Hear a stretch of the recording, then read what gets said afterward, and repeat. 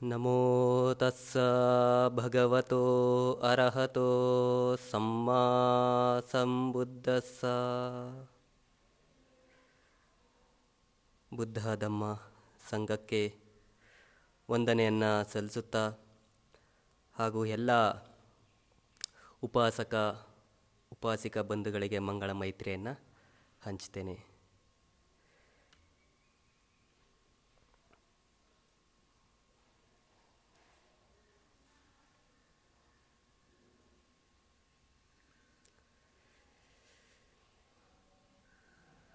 ಜೀವನದಲ್ಲಿ ನಮ್ಮ ಒಂದು ಜೀವನದ ಒಂದು ಮನಸ್ಸಿಗೆ ಶಾಂತಿ, ನೆಮ್ಮದಿ ಮತ್ತು ಪ್ರಶಾಂತತೆಯ ಬದುಕನ್ನು ಕಟ್ಕೊಳ್ಬೇಕು ಅಂತಂದರೆ ಧ್ಯಾನವು ನಮ್ಮ ಒಂದು ಜೀವನದ ಅವಿಭಾಜ್ಯ ಅಂಗ. ಆದರೆ ಬಹಳ ಜೀವನವೂ ಸಹ ಸುಂದರವಾಗಿ ಇರುತ್ತೆ. ಈ ಸಾಧ್ಯವಾದಷ್ಟು ನಿಮಗೆಲ್ಲ ಯಾವಾಗೆಲ್ಲ ಸಮಯ ಆಗುತ್ತೋ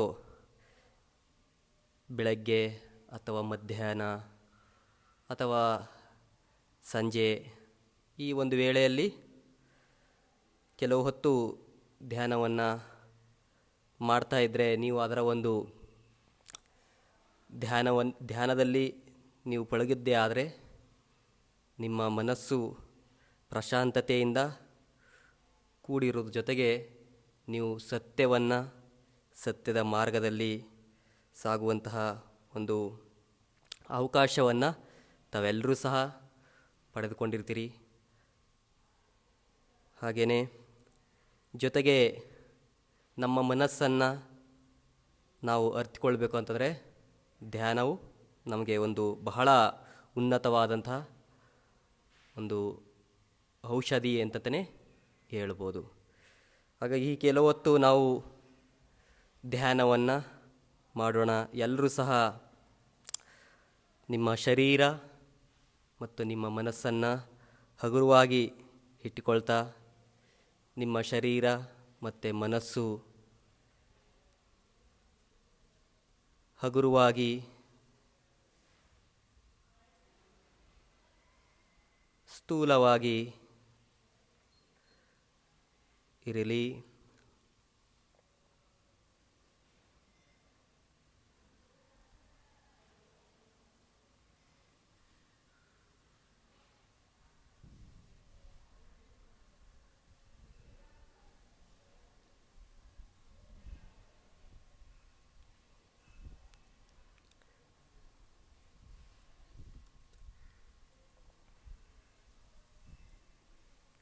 ಹಗುರವಾಗಿ ನಿಮ್ಮ ಕಣ್ಣುಗಳನ್ನು ಮುಚ್ಚಿ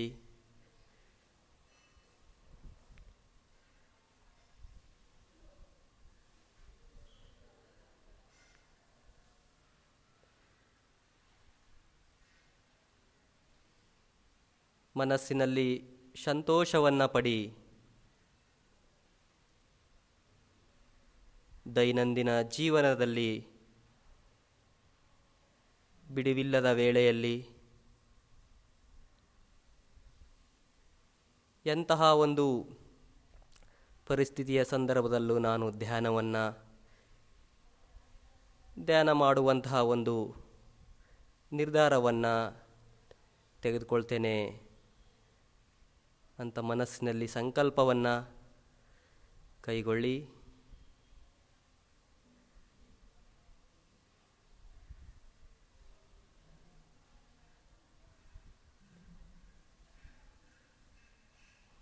ನಾವೆಲ್ಲರೂ ಸಹ ಭಾಗ್ಯಶಾಲಿಗಳು. ಮನಸ್ಸಿನಲ್ಲಿ ಸಂತೋಷವನ್ನು, ಆನಂದವನ್ನು ಪಡಿ. ಇಂತಹ ಒಂದು ಉತ್ಕೃಷ್ಟವಾದಂತಹ ಧಮ್ಮ ನಮ್ಮ ಮುಂದೆ ಇದೆ. ಇಂತಹ ಒಂದು ಸನ್ಮಾರ್ಗದಲ್ಲಿ ಸಾಗುವಂತಹ ಅವಕಾಶ ನಮ್ಮೆಲ್ಲರಿಗೂ ಸಹ ಒದಗಿ ಬಂದಿದೆ.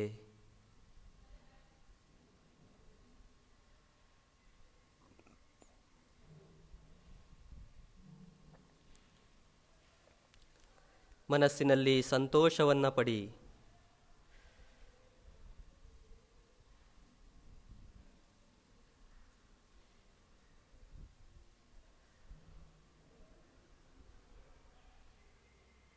ಸಂಪೂರ್ಣವಾಗಿ ಈ ಒಂದು ಶರೀರ ಹಗುರವಾಗಿರಲಿ. ನೆತ್ತಿಯ ಭಾಗದಿಂದ ಕಾಲಿನ ತುದಿಯ ಭಾಗದವರೆಗೆ ಹಗುರವಾಗಿರಲಿ. ಶರೀರದ ಯಾವುದೇ ಭಾಗದಲ್ಲೂ ಸಹ ಬಿಗಿತನವಿಲ್ಲದೆ ಹಗುರವಾಗಿ ಕುಳಿತುಕೊಳ್ಳಿ.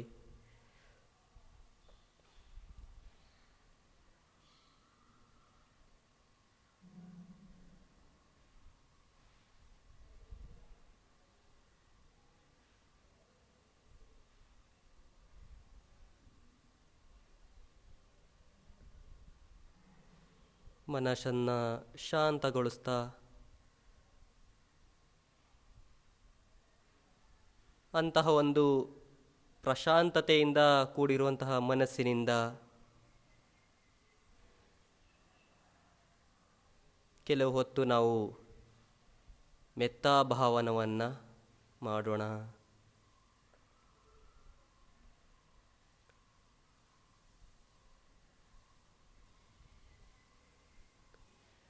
ನಿಮ್ಮ ಒಂದು ಮನಸ್ಸಿನಲ್ಲಿ ನಿಮ್ಮ ನಗುವನ್ನು ತೆಗೆದುಕೊಳ್ಳಿ.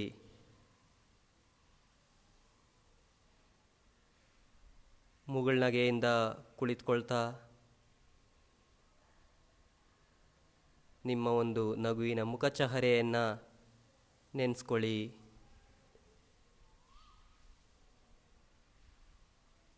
ನಿಮಗೆ ನೀವೇ ಮೆತ್ತವನ್ನು ಹರಿಸಿ.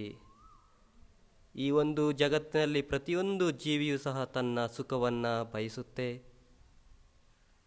ಹಾಗೆಯೇ ಮೊಟ್ಟ ಮೊದಲಿಗೆ ನಮ್ಮಿಂದ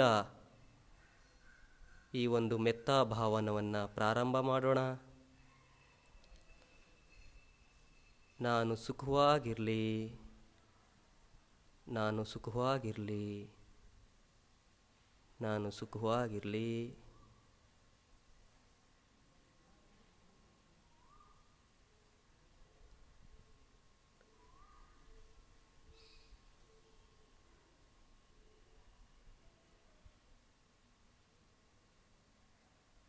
ನಾನು ಎಲ್ಲ ರೀತಿಯ ದುಃಖ, ಭಯ, ರೋಗ, ಸಂಕಷ್ಟದಿಂದ ನಾನು ದೂರವಾಗಲಿ. ನಾನು ಕ್ಷೇಮವಾಗಿರಲಿ, ಕ್ಷೇಮವಾಗಿರಲಿ, ಕ್ಷೇಮವಾಗಿರಲಿ.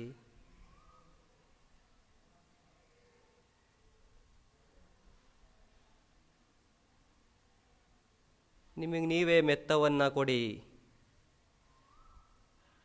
ನಿಮ್ಮ ಒಂದು ಸುಖವನ್ನು ಹರಸಿ.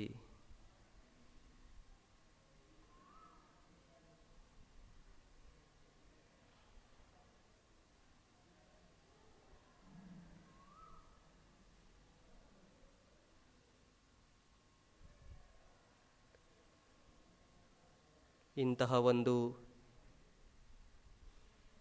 ಶಕ್ತಿಶಾಲಿಯಾದಂತಹ ಮೆತ್ತವನ್ನು ಇಡೀ ವಿಶ್ವಕ್ಕೆ ವಿಶ್ವ ಮಮತೆಯನ್ನು ಹಂಚುವುದರ ಮುಖಾಂತರ ನಮ್ಮ ಮನಸ್ಸನ್ನು ಉನ್ನತ ಮಟ್ಟಕ್ಕೆ ತೆಗೆದುಕೊಂಡು ಹೋಗೋಣ.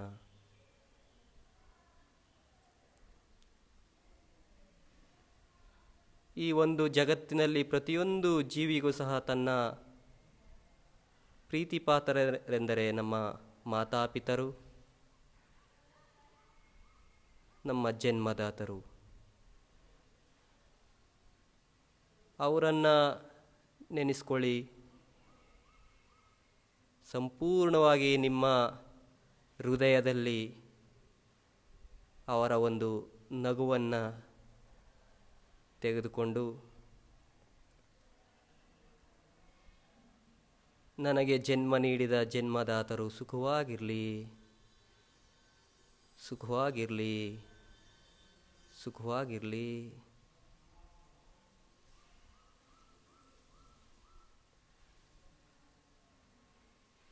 ಅವರು ಎಲ್ಲ ರೀತಿಯ ದುಃಖ, ಭಯ, ರೋಗ, ಎಲ್ಲ ರೀತಿಯ ತೊಂದರೆಗಳಿಂದ ದೂರವಾಗಲಿ. ಅವರೆಲ್ಲರೂ ಸಹ ಕ್ಷೇಮವಾಗಿರಲಿ, ಕ್ಷೇಮವಾಗಿರಲಿ, ಕ್ಷೇಮವಾಗಿರಲಿ.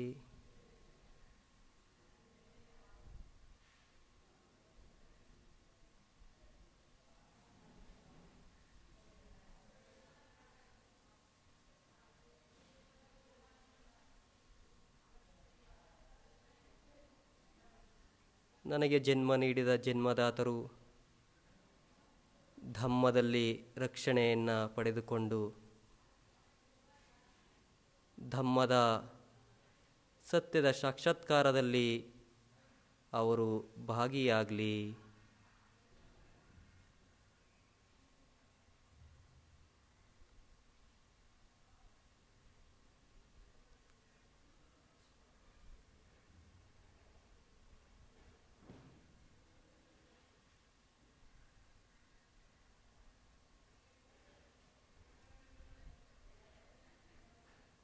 ಹಾಗೆಯೇ ನಿಮ್ಮ ಕುಟುಂಬ ಪರಿವಾರದವರನ್ನು ನೆನೆಸ್ಕೊಳ್ಳಿ. ನಿಮಗಿಂತ ಹಿರಿಯರು ಅಥವಾ ನಿಮಗಿಂತ ಕಿರಿಯರು ಯಾರೆಲ್ಲ ಇದ್ದಾರೋ ಅವರನ್ನು ಒಬ್ಬೊಬ್ಬರಾಗಿ ನೆನೆಸ್ಕೊಳ್ತಾ ನಿಮ್ಮ ತುಂಬು ಹೃದಯದಿಂದ ಮೆತ್ತವನ್ನು ಹರಸಿ.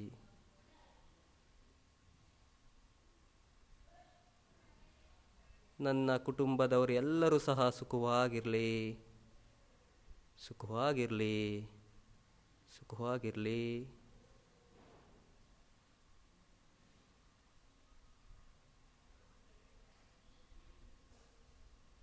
ಅವರೆಲ್ಲರೂ ಸಹ ದುಃಖ, ಭಯ, ರೋಗ, ಎಲ್ಲ ರೀತಿಯ ತೊಂದರೆಗಳಿಂದ ದೂರವಾಗಲಿ.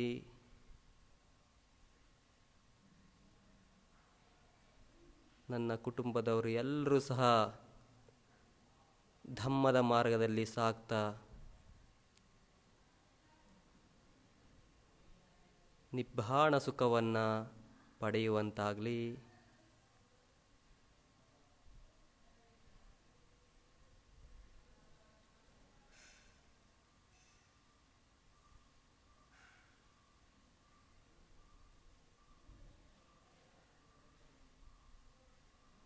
ಹಾಗೆಯೇ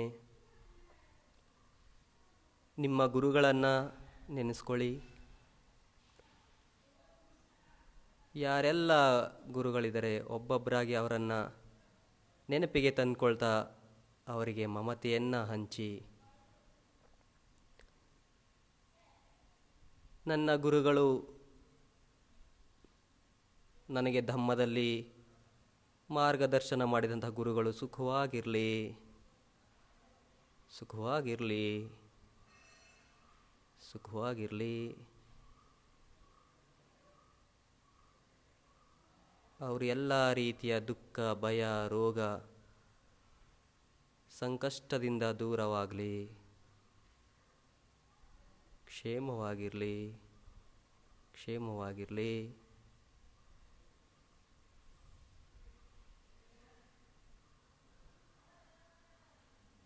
ನನ್ನ ನೆಚ್ಚಿನ ಗುರುಗಳು ಧಮ್ಮದಲ್ಲಿ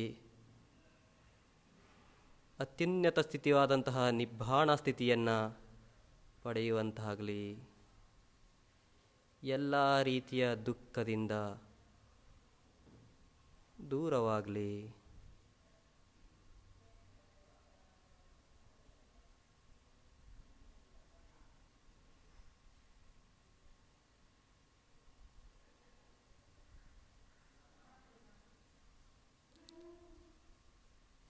ಹಾಗೆಯೇ ನಿಮ್ಮ ನೆಚ್ಚಿನ ಸ್ನೇಹಿತರನ್ನು, ನಿಮ್ಮ ಹಿತೈಷಿಗಳನ್ನು ನೆನಪಿಗೆ ತಂದುಕೊಳ್ಳಿ. ಒಬ್ಬೊಬ್ಬರಾಗಿ ಅತಿ ಹತ್ತಿರದ ಸ್ನೇಹಿತರು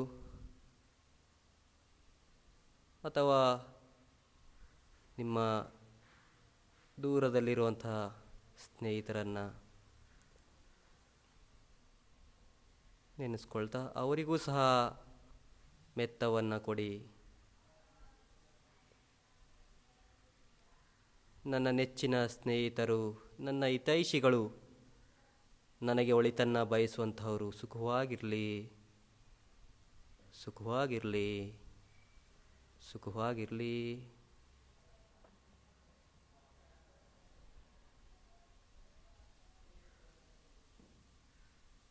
ನನ್ನ ಸ್ನೇಹಿತರೆಲ್ಲರೂ ಸಹ ದುಃಖ, ಭಯ, ರೋಗದಿಂದ, ಎಲ್ಲ ರೀತಿಯ ಕಷ್ಟಗಳಿಂದ, ತೊಂದರೆಗಳಿಂದ ದೂರವಾಗಲಿ. ಎಲ್ಲರೂ ಸಹ ಕ್ಷೇಮವಾಗಿರಲಿ.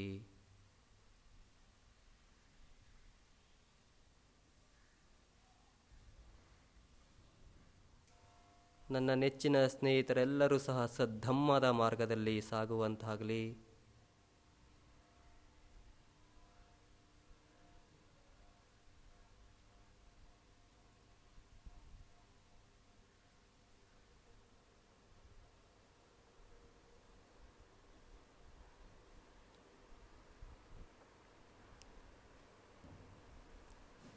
ಹಾಗೆಯೇ ನಿಮ್ಮ ಒಂದು ಜೀವನದಲ್ಲಿ ನಿಮಗೆ ಯಾರಾದರೂ ತೊಂದರೆಯನ್ನು ಕೊಟ್ಟಿದ್ದರೆ, ನೋವನ್ನು ಉಂಟು ಮಾಡಿದರೆ, ಬೇಸರವನ್ನು ಮಾಡಿದರೆ ಅವರನ್ನು ಸಹ ನೆನಪಿಗೆ ತೆಗೆದುಕೊಳ್ಳಿ. ಅವರಿಗೂ ಸಹ ತುಂಬು ಹೃದಯದಿಂದ ನಿಮ್ಮ ಒಂದು ಮಮತೆಯನ್ನು ಹಂಚಿ.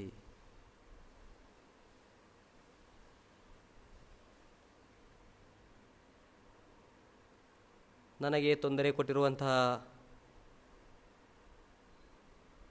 ವ್ಯಕ್ತಿಗಳು ಸಹ ಸುಖವಾಗಿರಲಿ, ಸುಖವಾಗಿರಲಿ, ಸುಖವಾಗಿರಲಿ.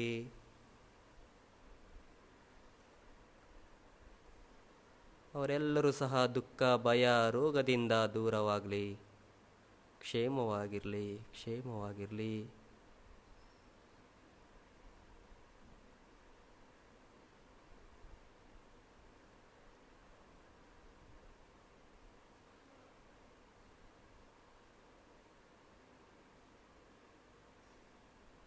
ಅವರೆಲ್ಲರಿಗೂ ಸಹ ಧಮ್ಮದಲ್ಲಿ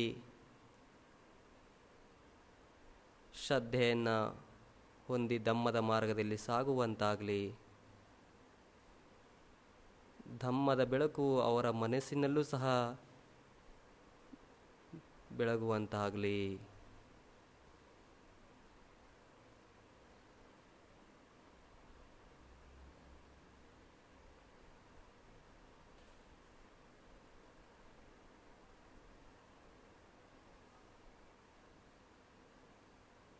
ಹಾಗೆಯೇ ನೀವು ಇರುವಂತಹ ಸ್ಥಳದಲ್ಲಿ ನಿಮ್ಮ ಸುತ್ತಮುತ್ತಲಿನಲ್ಲಿರುವಂತಹ ಇತರರನ್ನು ನೆನಪಿಗೆ ತಂದುಕೊಳ್ಳಿ.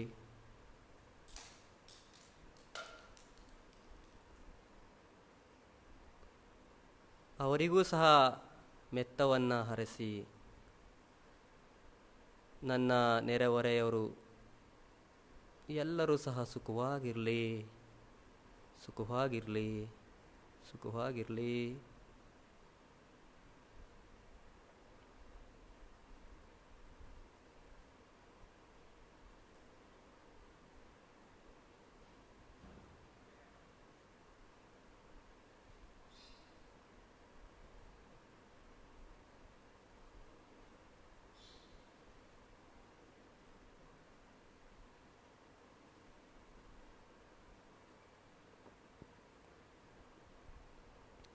ಹಾಗೆಯೇ ನಿಮ್ಮ ಒಂದು ಮೆತ್ತವನ್ನು ವಿಸ್ತಾರಗೊಳಿಸ್ತಾ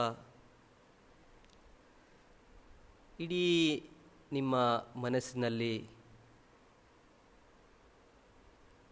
ನಿಮ್ಮ ಒಂದು ತುಂಬು ಹೃದಯದಿಂದ ನಿಮ್ಮ ಒಂದು ಮಮತೆಯನ್ನು ಇಡೀ ಬೆಂಗಳೂರು ನಗರಕ್ಕೆ ಹಂಚಿ.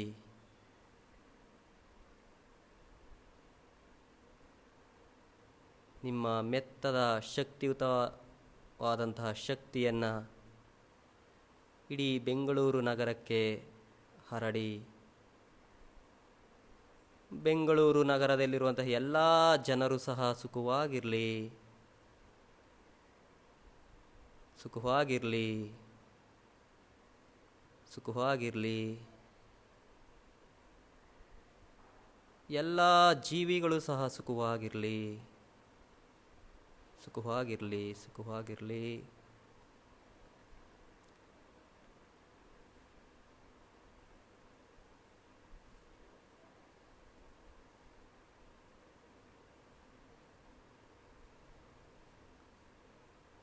ಅದೇ ರೀತಿಯಾಗಿ ನಿಮ್ಮ ಮನಸ್ಸನ್ನು ನಿಮ್ಮ ಮಮತೆಯ ಶಕ್ತಿಯನ್ನು ಇಡೀ ಕರ್ನಾಟಕಕ್ಕೆ ಹಂಚಿ, ಕರ್ನಾಟಕ ರಾಜ್ಯದಲ್ಲಿರುವಂತಹ ಎಲ್ಲ ಜಿಲ್ಲೆಯ ಜನತೆಯೂ ಸಹ ಸುಖವಾಗಿರಲಿ, ಸುಖವಾಗಿರಲಿ, ಸುಖವಾಗಿರಲಿ. ಎಲ್ಲ ರೀತಿಯ ದುಃಖ, ಭಯ, ರೋಗದಿಂದ ದೂರವಾಗಲಿ.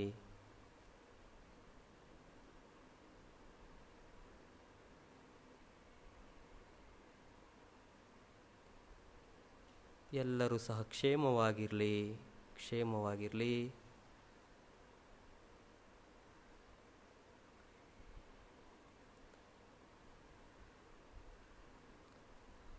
ಹಾಗೆಯೇ ನಿಮ್ಮ ಮನಸ್ಸನ್ನು ಇಡೀ ರಾಷ್ಟ್ರಕ್ಕೆ ನಿಮ್ಮ ಮಮತೆಯನ್ನು ಹಂಚಿ,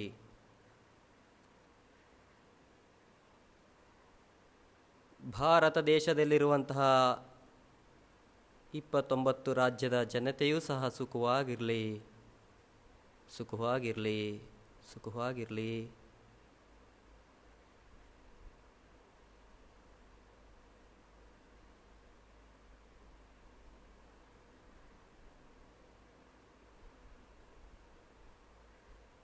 ಎಲ್ಲರೂ ಸಹ ದುಃಖ, ಭಯ, ರೋಗದಿಂದ ದೂರವಾಗಲಿ, ಕ್ಷೇಮವಾಗಿರಲಿ.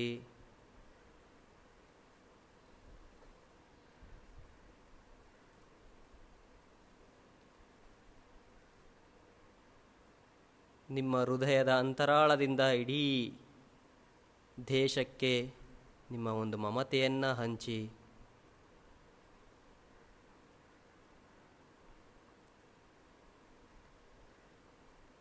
ಹಾಗೆಯೇ ಭಾರತದ ನೆರೆಹೊರೆಯ ರಾಷ್ಟ್ರಗಳಾದಂತಹ ಪಾಕಿಸ್ತಾನ, ಅಫ್ಘಾನಿಸ್ತಾನ, ಚೀನಾ, ನೇಪಾಳ, ಶ್ರೀಲಂಕಾ ಎಲ್ಲ ರಾಷ್ಟ್ರದ ಜನತೆಯೂ ಸಹ ಸುಖವಾಗಿರಲಿ, ಸುಖವಾಗಿರಲಿ, ಸುಖವಾಗಿರಲಿ.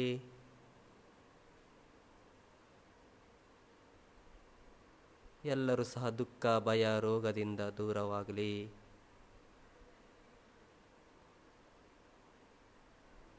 ನಿಮ್ಮ ಮನಸ್ಸನ್ನು ವಿಸ್ತಾರಗೊಳಿಸ್ತಾ ಏಷ್ಯಾ ಖಂಡಕ್ಕೆ ನಿಮ್ಮ ಮನಸ್ಸನ್ನು, ನಿಮ್ಮ ಮನಸ್ಸಿನ ಮಮತೆಯ ಶಕ್ತಿಯನ್ನು ಹಂಚಿ, ಏಷ್ಯಾ ಖಂಡದಲ್ಲಿರುವಂಥ ಎಲ್ಲ ಜನಜೀವಿಗಳು ಸಹ ಸುಖವಾಗಿರಲಿ, ಸುಖವಾಗಿರಲಿ, ಸುಖವಾಗಿರಲಿ.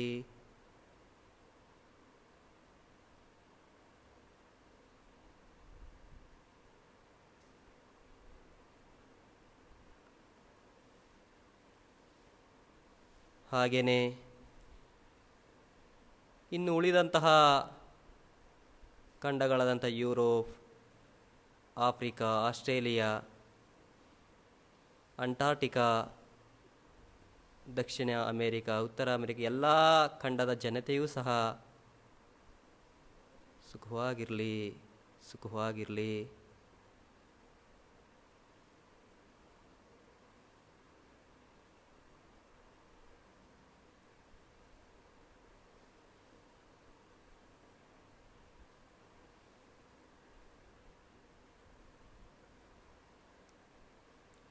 ಇಡೀ ವಿಶ್ವಕ್ಕೆ ನಿಮ್ಮ ಶಕ್ತಿಯುತವಾದಂತಹ ಮನಸ್ಸಿನ ಮಮತೆಯನ್ನು ಹಂಚಿ, ಇಡೀ ವಿಶ್ವದಲ್ಲಿರುವಂತಹ 195ಕ್ಕೂ ಹೆಚ್ಚು ರಾಷ್ಟ್ರಗಳಲ್ಲಿರುವಂಥ ಜನರು, ಜೀವಿಗಳು ಸಹ ಸುಖವಾಗಿರಲಿ, ಸುಖವಾಗಿರಲಿ, ಸುಖವಾಗಿರಲಿ.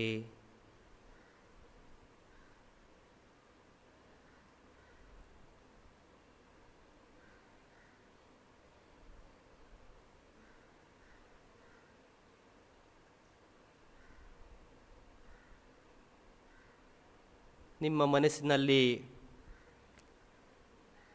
ಭೂಮಿಯ ಪರಿಕಲ್ಪನೆಯನ್ನು ತಂದುಕೊಳ್ತಾ ಭೂಮಿಯ ಮೇಲೆ ವಾಸಿಸುವಂಥ ಎಲ್ಲ ಜೀವಿಗಳು ಜನರೂ ಸಹ ಸುಖವಾಗಿರಲಿ, ಸುಖವಾಗಿರಲಿ, ಸುಖವಾಗಿರಲಿ.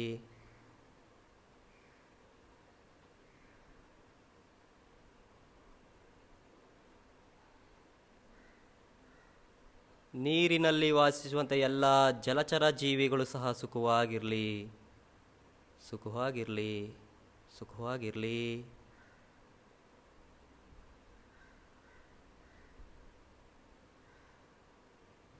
ಗಾಳಿಯಲ್ಲಿ ವಾಸಿಸುವಂಥ ಎಲ್ಲ ಜೀವಿಗಳು ಸುಖವಾಗಿರಲಿ, ಸುಖವಾಗಿರಲಿ, ಸುಖವಾಗಿರಲಿ.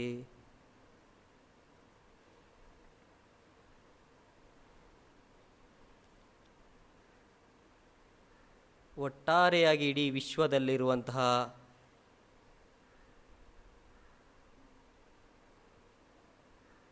ಗೃಹತಾರೆ ನಕ್ಷತ್ರಗಳಲ್ಲಿ ವಾಸಿಸುವಂತಹ ಕಣ್ಣಿಗೆ ಕಾಣುವ, ಕಣ್ಣಿಗೆ ಕಾಣದ, ಬಹಳ ಹತ್ತಿರ, ಬಹಳ ದೂರ, ಅತೀ ದೊಡ್ಡ, ಅತೀ ಚಿಕ್ಕ ಎಲ್ಲ ಜೀವಿಗಳು ಸಹ ಸುಖವಾಗಿರಲಿ, ಸುಖವಾಗಿರಲಿ, ಸುಖವಾಗಿರಲಿ.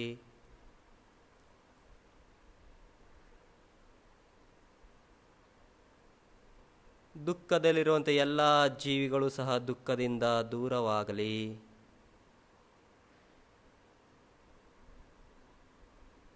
ಎಲ್ಲ ಜೀವಿಗಳು ಸಹ ಕ್ಷೇಮವಾಗಿರಲಿ, ಕ್ಷೇಮವಾಗಿರಲಿ.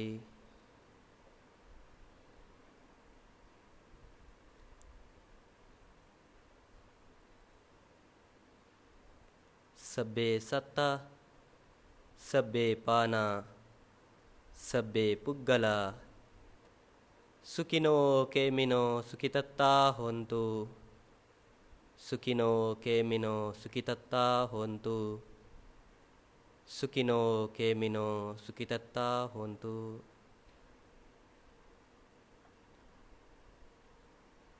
ನಿಮ್ಮ ಮನಸ್ಸನ್ನು ಈಗ ನಿಮ್ಮ ಉಸಿರಾಟದ ಕಡೆಗೆ ತೆಗೆದುಕೊಂಡು ಬನ್ನಿ.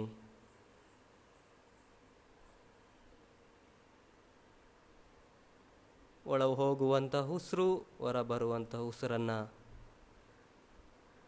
ಅದು ಹೇಗಿದೆಯೋ ಹಾಗೆ ನೋಡಿ.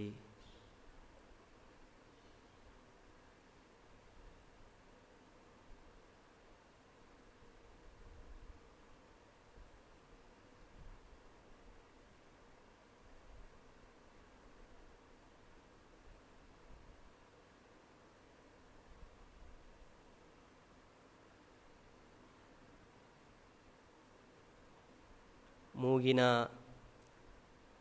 ಮೇಲ್ಭಾಗದಲ್ಲಿ, ಮೂಗಿನ ಹೊಳ್ಳೆಯ ಭಾಗದಲ್ಲಿ ಅಥವಾ ತುಟಿಯ ಮೇಲ್ಭಾಗದಲ್ಲಿ ಉಸಿರು ಹೋಗುವಂತಹದ್ದು, ಉಸಿರು ಬರುವಂತಹ ಸ್ಪರ್ಶ ನಿಮ್ಮ ಒಂದು ಅರಿವಿಗೆ ಬಂದರೆ ಅದನ್ನು ಗುರುತಿಸಿಕೊಳ್ಳಿ. ಪ್ರತಿಯೊಂದು ಉಸಿರನ್ನು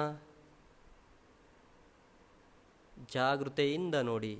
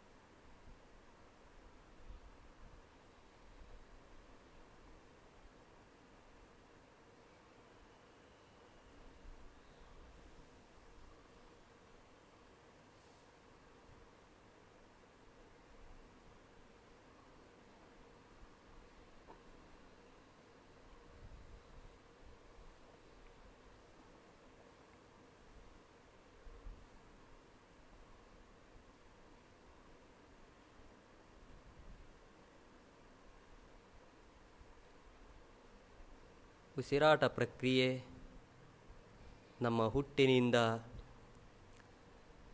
ನಾವು ಸಾಯುವ ತನಕ ನಡೆಯುವಂತಹ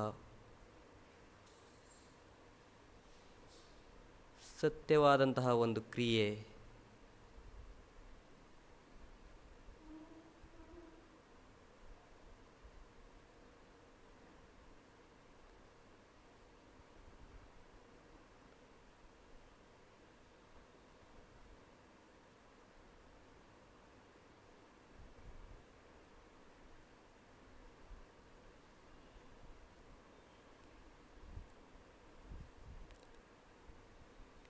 ಈಗ ನಿಧಾನವಾಗಿ ನಿಮ್ಮ ಕಣ್ಣುಗಳನ್ನು ತೆರೆಯಿರಿ.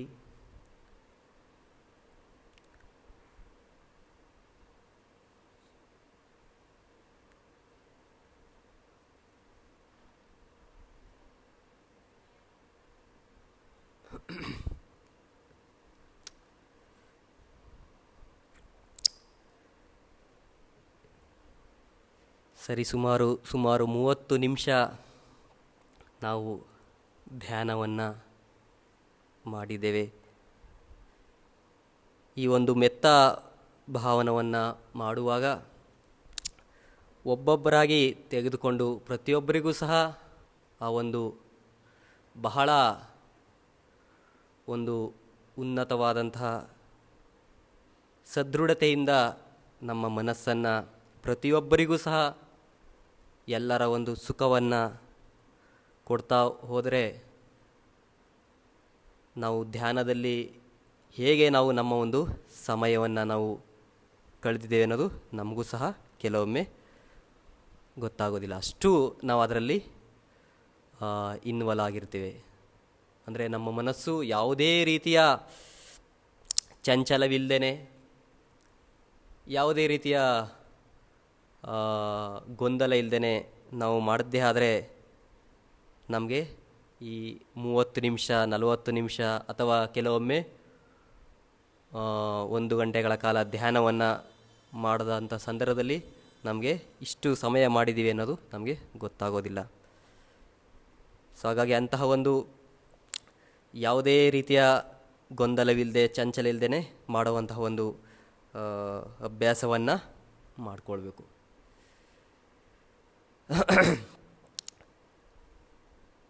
ಇವಾಗ ನಾವು ಧಮ್ಮದ ವಿಚಾರಗಳನ್ನು ಕೇಳ್ತಾ ಇರ್ತೀವಿ. ಸೊ ನಾವು ಭಗವಾನ್ ಬುದ್ಧರ ಧಮ್ಮವನ್ನು ಕೇಳ್ತಾ ಇದ್ದೇವೆ ಅಥವಾ ಧಮ್ಮವನ್ನು ಅಭ್ಯಾಸವನ್ನು ಮಾಡ್ತಾ ಇದ್ದೀವಿ ಅಂತಂದರೆ ಸೊ ಅದು ಸಂಪೂರ್ಣವಾಗಿ ನಾವು ಮಾಡುವಂಥದ್ದು ಒಂದೇ ಒಂದು ಕಾರಣದಿಂದ. ಸೊ ಅದೇನಪ್ಪ ಅಂತಂದರೆ ಎಲ್ಲ ರೀತಿಯ ದುಃಖವನ್ನು ತೆಗೆದುಹಾಕಲಿಕ್ಕೆ ಮಾಡುವಂಥ ಪ್ರಯತ್ನ. ಈ ಸಂಪೂರ್ಣವಾಗಿ ಏನು ಭಗವಾನ್ ಬುದ್ಧರು ಬೋಧನೆಗಳನ್ನು ಕೊಟ್ಟಿದ್ದಾರೋ, ಸೊ ನೀವು ಯಾವುದೇ ಬೋಧನೆಯನ್ನು ಸಹ ಸುತ್ತವನ್ನು ನೋಡಿದ್ದೇ ಆದರೆ ಇಲ್ಲ ಒಂದು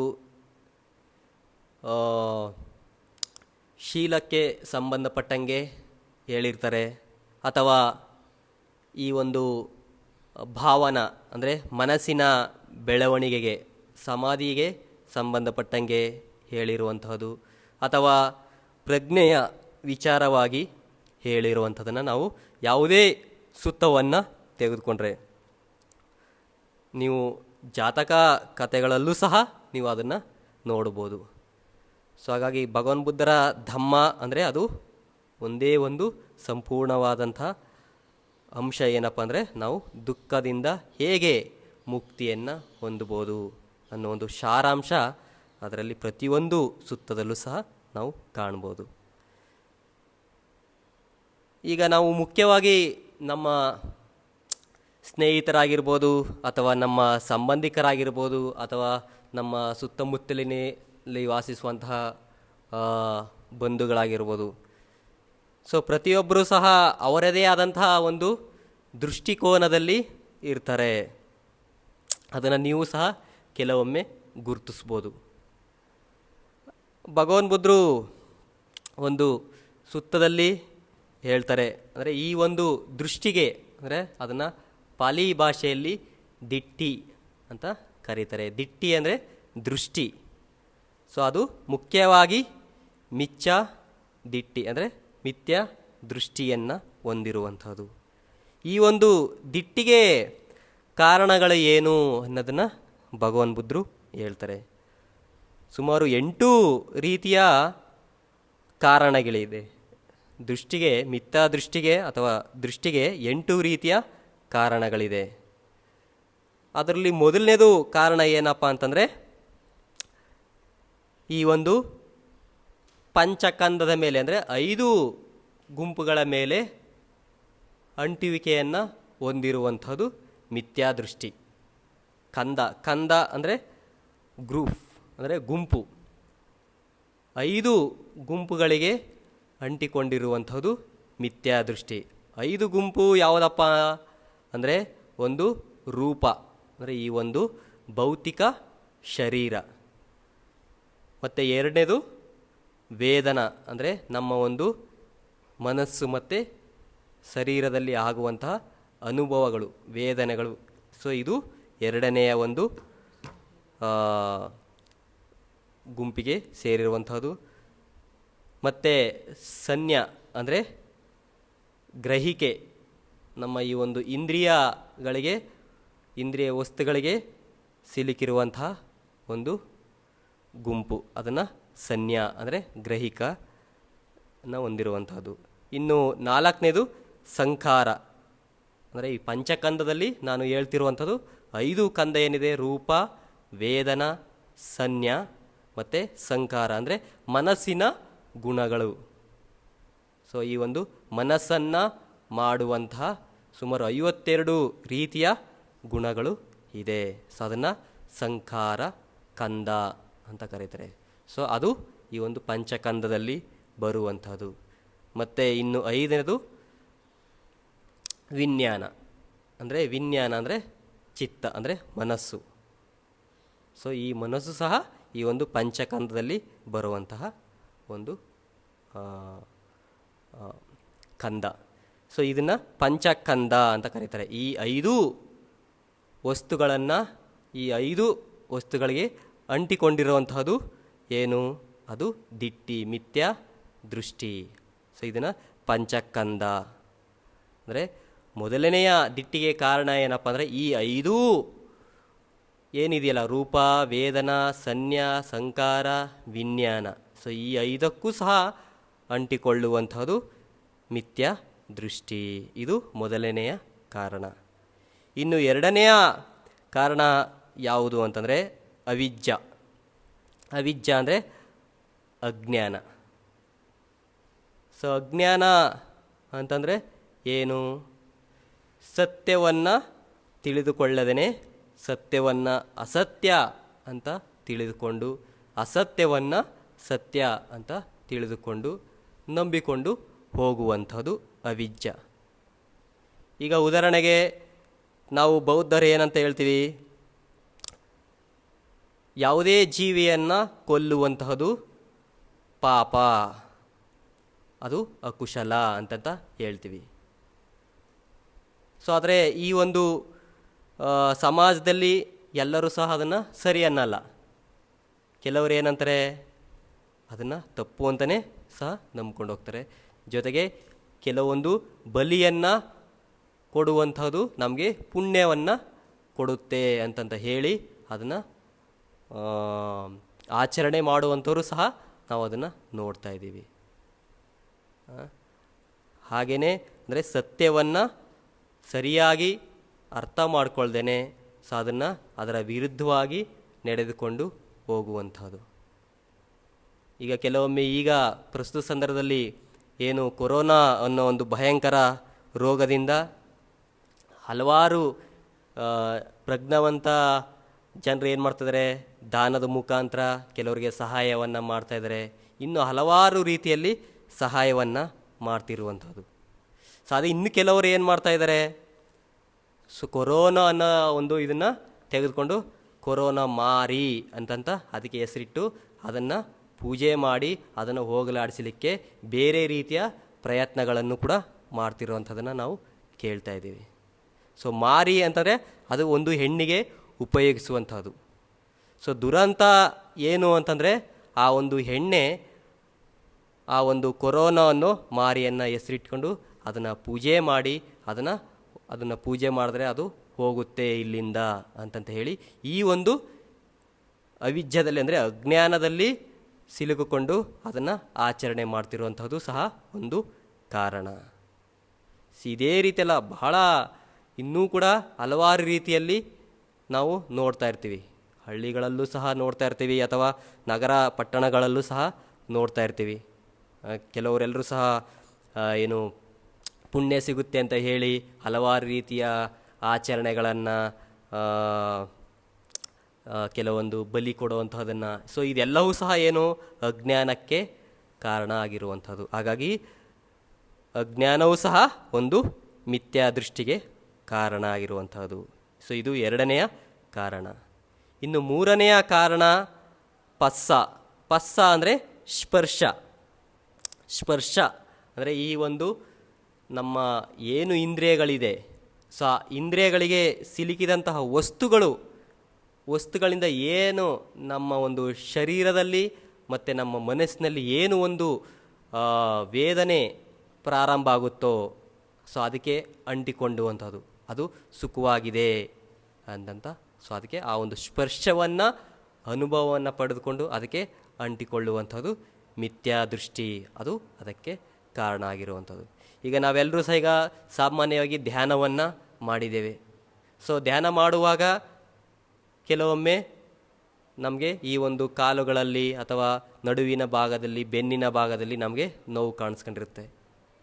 ಸೊ ತಕ್ಷಣ ನಾವೇನು ಮಾಡ್ತೀವಿ, ನಾನು ಅದನ್ನು ಬದಲಾಯಿಸಿದ್ರೆ ನಾನು ಸರಿಯಾಗ್ತೀನಿ ಅಂತ ಹೇಳಿ ಮತ್ತೆ ಬದಲಾಯಿಸ್ತೀವಿ. ಬದಲಾಯಿಸಿದಂಥ ಸಂದರ್ಭದಲ್ಲಿ ನಮಗೆ ಅದು ಇವಾಗ ನಾನು ಆರಾಮಾಗಿ ಕುಳಿತಿದ್ದೇನೆ ಅಂತ ಆ ಒಂದು ಸುಖ ವೇದನೆಯನ್ನು ನಾವು ಅನುಭವಿಸ್ತೀವಿ. ಸೊ ಅದನ್ನೇ ನಾವು ಯಥಾವತ್ತಾಗಿ ನೋಡಿದಾಗ ಅದರಲ್ಲಿ ನಾವು ಸುಖವನ್ನು ನೋಡಲಿಕ್ಕೆ ಸಾಧ್ಯ. ಅಂದರೆ ಆ ಒಂದು ಸ್ಪರ್ಶ ಅಂದರೆ ಆಸನವನ್ನು ಬದಲಾಯಿಸಿದಂದಲ್ಲಿ ಏನು ಒಂದು ಸ್ಪರ್ಶ ಆಯಿತು ಶರೀರಕ್ಕೆ ಮತ್ತು ಮನಸ್ಸಿಗೆ, ಆ ಒಂದು ಸ್ಪರ್ಶವನ್ನು ನಾವೇನು ಮಾಡ್ತೇವೆ, ಈಗ ನನ್ನ ಒಂದು ಶರೀರ ಸಡಿಲಿಕೆ ಆಗಿದೆ, ನನ್ನ ಮನಸ್ಸು ಹಗುರವಾಗಿದೆ ಅಂತಂತ ಹೇಳಿ ಅದಕ್ಕೆ ಅಂಟಿಕೊಳ್ಳುವಂಥದ್ದು.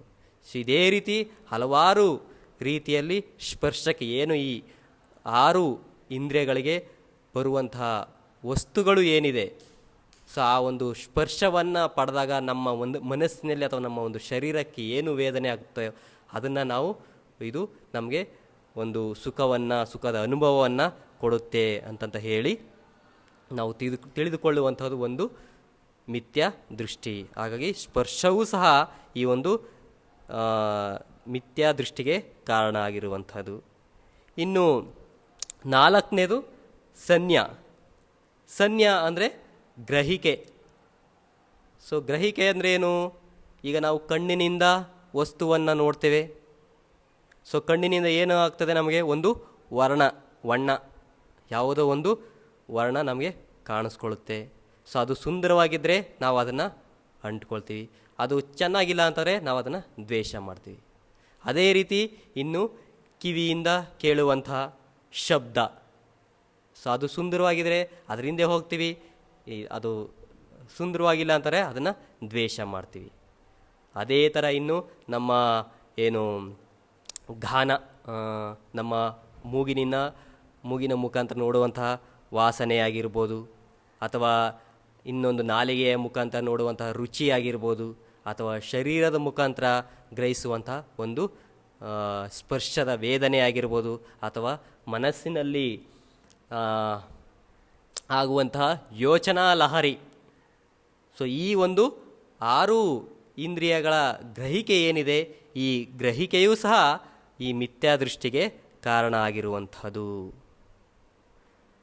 ಇದು 4ನೇಯ ಒಂದು ಮಿಥ್ಯಾ ದೃಷ್ಟಿಗೆ ಕಾರಣ ಆಗಿರುವಂಥದ್ದು. ಇನ್ನು 5ನೇದು ವಿತಾಕ ಅಂದರೆ ವಿತಾರ್ಕ ಅಂದರೆ ಕೆಲವೊಂದು ಸಿದ್ಧಾಂತಗಳು, ಕೆಲವೊಂದು ವಿಚಾರಧಾರೆಗಳ ಮೇಲೆ ಅಂಟಿಕೊಂಡಿರುವಂಥದ್ದು.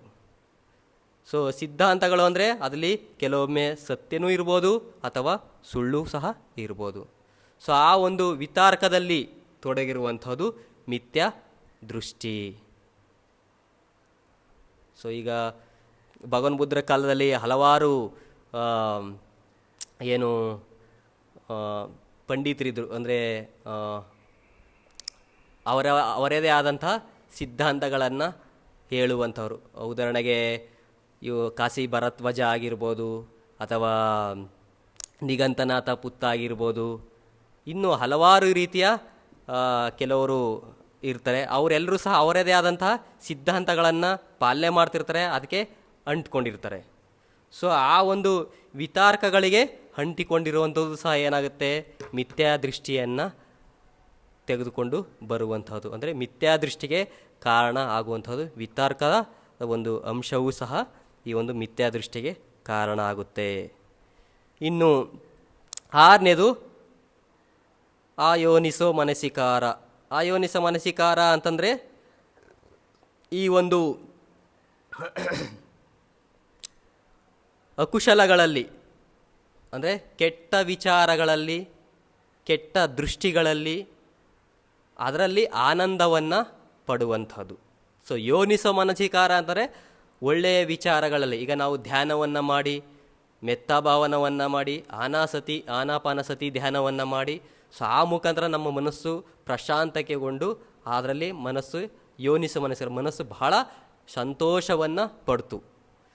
ಸೊ ಅದಕ್ಕೆ ವಿರುದ್ಧವಾಗಿರುವಂಥದ್ದೇನು, ಆಯೋನಿಸೋ ಮನಸಿಕಾರ ಅಂದರೆ ಅಕುಶಲಗಳಲ್ಲಿ ನಾವು ಆನಂದವನ್ನು ಪಡ್ತಾ ಇದ್ದರೆ ಅದು ಏನಾಗುತ್ತೆ, ಮಿಥ್ಯಾ ದೃಷ್ಟಿಗೆ ಕಾರಣ ಆಗುತ್ತೆ. ಈಗ ಕೆಲವರೆಲ್ಲರೂ ಸಹ ಏನೆಲ್ಲ ಕೆಟ್ಟ ಕಾರ್ಯಗಳಲ್ಲಿ ಭಾಗಿಯಾಗಿ ಅದರಲ್ಲಿ ನಮಗೆ ಆನಂದ ಸಿಗುತ್ತೆ ಅಂತದ ನೋಡಿ. ಈಗ ಕೆಲವೆಲ್ಲ ಹಿಂದೆ ಹೋಗಿರುವಂತಹ ಕೆಲವೊಂದು ಘಟನೆಗಳು ಏನು ನಡೆದಿದೆ, ಏನು ಕೆಲವರನ್ನು ಕೊಂದರೆ ಸೊ ಅವ್ರ ಮುಖಾಂತರ ನಮಗೆ ಏನು ನಾವು ಸ್ವರ್ಗಕ್ಕೆ ಹೋಗ್ತೇವೆ, ಅಥವಾ ಇನ್ನೊಂದು ಒಂದು ಪ್ರಾಣಿ ಬಲಿಯನ್ನು ಕೊಟ್ಟರೆ ಆ ಮುಖಾಂತರ ನಾವು ಸ್ವರ್ಗಕ್ಕೆ ಹೋಗ್ತೇವೆ ಅಂತಂತ ಕೆಲವೊಂದು ಹಬ್ಬ ಆಚರಣೆಗಳನ್ನು ಮಾಡಿ ಆ ಮುಖಾಂತರ ಅಕುಶಲ ಕಾರ್ಯಗಳಲ್ಲಿ ತೊಡಗಿ ಅದರಲ್ಲಿ ಆನಂದವನ್ನು ಪಡುವಂಥದ್ದು ಆಯೋನಿಸೋ ಮನಸ್ಸುಕಾರ. ಅಂದರೆ ಅಕುಶಲವಾದಂತಹ ಕಮ್ಮದಲ್ಲಿ ಆನಂದವನ್ನು ಪಡುವಂಥದ್ದು ಮಿಥ್ಯಾ ದೃಷ್ಟಿಗೆ ಕಾರಣ. ಸೊ ಇದು 6ನೆಯ ಒಂದು ಮಿಥ್ಯಾ ದೃಷ್ಟಿಗೆ ಕಾರಣ ಆಗಿರುವಂಥದ್ದು. ಇನ್ನು 7ನೆಯ ಒಂದು ಕಾರಣ ಮಿಥ್ಯಾ ದೃಷ್ಟಿಗೆ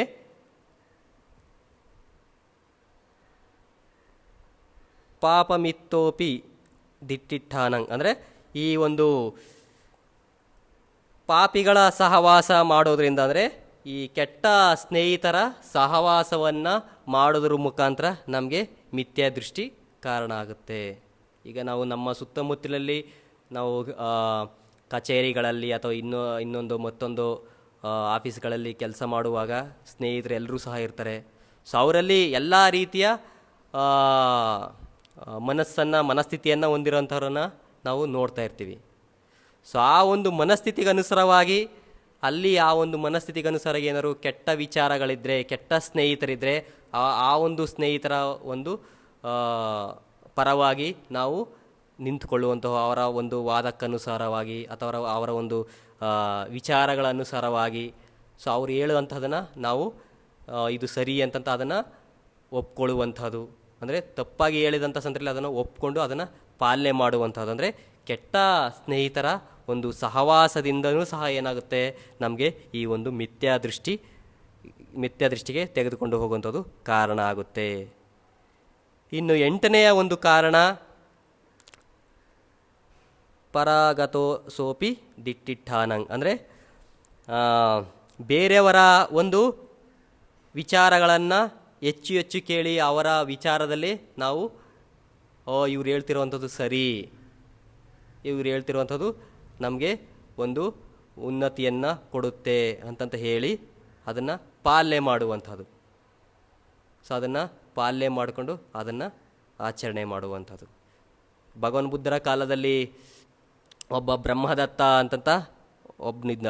ಅವನು ಬಂದು ಈ ಒಂದು ನಿಗಂತನಾಥ ಪುತ್ತನ ಶಿಷ್ಯನಾಗಿರ್ತಾನೆ.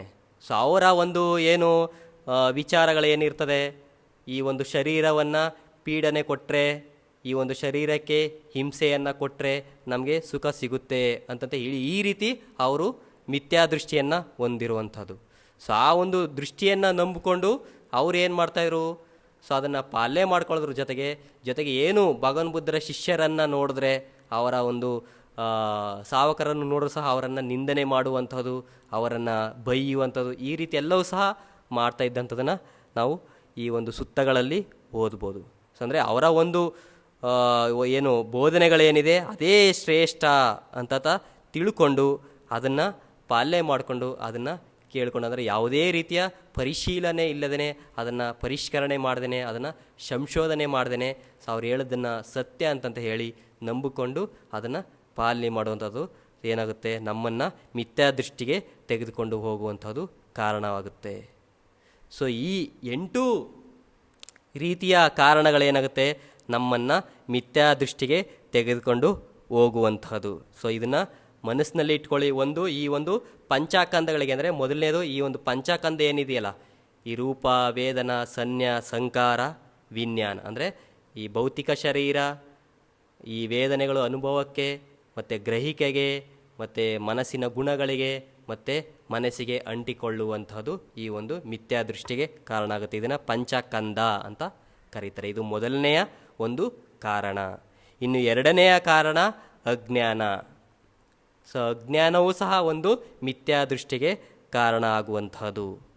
ಇನ್ನು ಮೂರನೇದು ಪಸ್ಸ ಅಂದರೆ ಸ್ಪರ್ಶ, ಅಂದರೆ ನಮ್ಮ ಒಂದು ಇಂದ್ರಿಯಗಳಿಗೆ ನಿಲುಕುವಂತಹ, ಇಂದ್ರಿಯಗಳಿಗೆ ಸಂಪರ್ಕವನ್ನು ಪಡೆಯುವಂತಹ ಒಂದು ಸ್ಪರ್ಶದ ಅನುಭವವೂ ಸಹ ಏನಾಗುತ್ತೆ ಅಂದರೆ ಮಿಥ್ಯಾದೃಷ್ಟಿಗೆ ಕಾರಣ ಆಗುತ್ತೆ. ಇನ್ನು ನಾಲ್ಕನೇದು ಸಂಜ್ಞಾ, ಅಂದರೆ ಗ್ರಹಿಕೆಯೂ ಸಹ ಏನಾಗುತ್ತೆ, ನಮ್ಮನ್ನು ಮಿಥ್ಯಾದೃಷ್ಟಿಗೆ ಕಾರಣನಾಗಿ ಮಾಡುತ್ತೆ. ಇನ್ನು ಐದನೇದು ವಿತಾರ್ಕ, ಅಂದರೆ ವಿತಾರ್ಕಕ್ಕೆ ಒಳಗಾಗುವಂಥದ್ದು, ವಾದ ವಿತಂಡವಾದಗಳಿಗೆ ಒಳಗಾಗಿ ಅದನ್ನು ಪಾಲನೆ ಮಾಡುವಂಥದ್ದು ಏನಾಗುತ್ತದೆ, ಮಿಥ್ಯಾದೃಷ್ಟಿಯ ಮತ್ತೊಂದು ಕಾರಣ. ಇನ್ನು ಆರನೇದು ಅಯೋನಿಸೋ ಮನಸಿಕಾರ, ಅಂದರೆ ಅಕುಶಲಗಳಲ್ಲಿ, ಕೆಟ್ಟ ವಿಚಾರಗಳಲ್ಲಿ, ಕೆಟ್ಟ ಸಿದ್ಧಾಂತಗಳಲ್ಲಿ, ಕೆಟ್ಟ ಆಚರಣೆಗಳಲ್ಲಿ ನಾವು ಆನಂದವನ್ನು ಪಡುವಂತಹದ್ದು ಏನಾಗುತ್ತೆ, ನಮ್ಮನ್ನು ಮಿಥ್ಯಾದೃಷ್ಟಿಗೆ ತೆಗೆದುಕೊಂಡು ಹೋಗುವಂಥದ್ದು ಕಾರಣ ಆಗುತ್ತೆ. ಇನ್ನು ಏಳನೇದು ಕೆಟ್ಟ ಮಿತ್ರರ ಸಹವಾಸವೂ ಸಹ ಏನಾಗುತ್ತೆ, ನಮ್ಮನ್ನು ಮಿಥ್ಯಾದೃಷ್ಟಿಗೆ ತೆಗೆದುಕೊಂಡು ಹೋಗುವಂಥದ್ದು ಕಾರಣ ಆಗುತ್ತೆ. ಇನ್ನು ಎಂಟನೇದು ಬೇರೆಯವರ ವಿಚಾರಗಳನ್ನು ಕೇಳಿ ಅದನ್ನು ಪರಿಶೀಲನೆ ಮಾಡ್ದೇ, ಅದನ್ನು ಪರಿಷ್ಕರಣೆ ಮಾಡ್ದೇ, ಸಂಶೋಧನೆ ಮಾಡ್ದೇ ಅದನ್ನು ಒಪ್ಕೊಳ್ಳುವಂಥದ್ದು ಏನಾಗುತ್ತೆ ಅಂದರೆ ಮಿಥ್ಯಾದೃಷ್ಟಿಗೆ ಕಾರಣ ಆಗುತ್ತೆ. ಸೊ ಈ 8 ಕಾರಣಗಳು ಈ ಒಂದು ಮಿಥ್ಯಾದೃಷ್ಟಿಗೆ ಬರುವಂಥದ್ದು. ಸೊ ಇದರ ಒಂದು ವಿರುದ್ಧವಾಗಿ ಇರುವಂಥದ್ದು ಏನಪ್ಪ ಅಂದರೆ ಸಮ್ಮ ದಿಟ್ಟಿ. ಸೊ ಸಮ್ಮ ದಿಟ್ಟಿ ಅಂದರೆ ಸರಿಯಾದಂತಹ ದೃಷ್ಟಿಯನ್ನು ಹೊಂದುವಂತಹದ್ದು. ಸೊ ಹೇಗೆ ಸರಿಯಾದ ದೃಷ್ಟಿಯನ್ನು ಹೊಂದುವಂತಹದ್ದು ಅಂತಂದರೆ, ಮೊದಲನೆಯ ಸತ್ಯ, ಸತ್ಯ ಏನಿದೆ, ಶ್ರೇಷ್ಠ ಸತ್ಯ ಏನಿದೆ, ದುಃಖ ಸತ್ಯವನ್ನು ವಿಪස්සನ ಜ್ಞಾನದ ಮೂಲಕ ಅದನ್ನು ತಿಳಿದುಕೊಳ್ಳುವಂಥದ್ದು. ಏನು ಈ ದುಃಖ ಏನಿದೆಯಲ್ಲ, ಈ ದುಃಖ ಅಂದರೆ ಈ ಪಂಚಕಂದಗಳ ಇರುವಂಥದ್ದೇ ದುಃಖ. ಸೊ ಆ ಒಂದು ದುಃಖವನ್ನು ಯಥಾವತ್ತಾಗಿ ನಾವು ಅದನ್ನು ಆ ಒಂದು ವಿಪස්සನ ಜ್ಞಾನದ ಮೂಲಕ ಅರಿತುಕೊಳ್ಳುವಂಥದ್ದು, ಅದು ಒಂದು ಸಮ್ಮಾದಿಟ್ಟಿ. ಇನ್ನು ಎರಡನೆಯ ಸಮ್ಮಾದಿಟ್ಟಿ ಏನು ಅಂತಂದರೆ, ದುಃಖಕ್ಕೆ ಕಾರಣವಾಗಿರುವಂತಹ ಈ ಒಂದು ತನ್ಹ ಅಂದರೆ ತೃಷ್ಣೆ, ಈ ಒಂದು ತೃಷ್ಣೆಯನ್ನು ವಿಪස්සನ ಜ್ಞಾನದ ಮೂಲಕ ಅಂದರೆ ಯಥಾವತ್ತಾಗಿ ಆ ಒಂದು ಜ್ಞಾನವನ್ನು ಪಡೆದುಕೊಳ್ಳುವಂಥದ್ದು. ಈ ಒಂದು ದುಃಖಕ್ಕೆ ಕಾರಣ ಏನು, ತೃಷ್ಣೆ. ಸೊ ಆ ಒಂದು ತೃಷ್ಣೆಯನ್ನು ತೆಗೆದುಹಾಕುವಂಥದ್ದು. ಸೊ ಆ ಒಂದು ವಿಪස්සನ ಅಂದರೆ ಈ ಒಂದು ಶ್ರೇಷ್ಠ ಸತ್ಯದ ಎರಡನೆಯ ಸತ್ಯವನ್ನು ನಾವು ತಿಳಿದುಕೊಳ್ಳುವಂಥದ್ದು ಸಮ್ಮಾದಿಟ್ಟಿ. ಇನ್ನು ಮೂರನೆಯದು ಆರ್ಯ ಸತ್ಯದ ಅಂದರೆ ಶ್ರೇಷ್ಠ ಸತ್ಯದ ಮೂರನೇ ಸತ್ಯ ಏನಿದೆ, ನಿರೋಧ ಸತ್ಯ. ಅಂದರೆ ಈ ಒಂದು ಪಟಿಚ್ಛ ಸಮುಪಾದ ಅಂದರೆ ಪ್ರತ್ಯುತ್ಪಾದನೆಯ ಅವಲಂಬನೆ, ಅಂದರೆ ಈ ಒಂದು ಅಜ್ಞಾನದಿಂದ ಏನಾಗುತ್ತೆ, ಈ ಒಂದು ಸಂಕಾರದಿಂದ ವಿಜ್ಞಾನ, ವಿಜ್ಞಾನದಿಂದ ನಾಮರೂಪ, ಈ ಪಟಿಚ್ಛ ಸಮುಪಾದ ಏನಿದೆ ಅದನ್ನು ಮುಂದಿನ ಒಂದು ಏನಾದರೂ ಅವಕಾಶ ಸಿಕ್ಕದಂಥ ಸಂದರ್ಭದಲ್ಲಿ ಅದನ್ನು ಮುಂದಿನ ಒಂದು ದಿನಗಳಲ್ಲಿ ಅದನ್ನು ಹೇಳ್ತೇನೆ.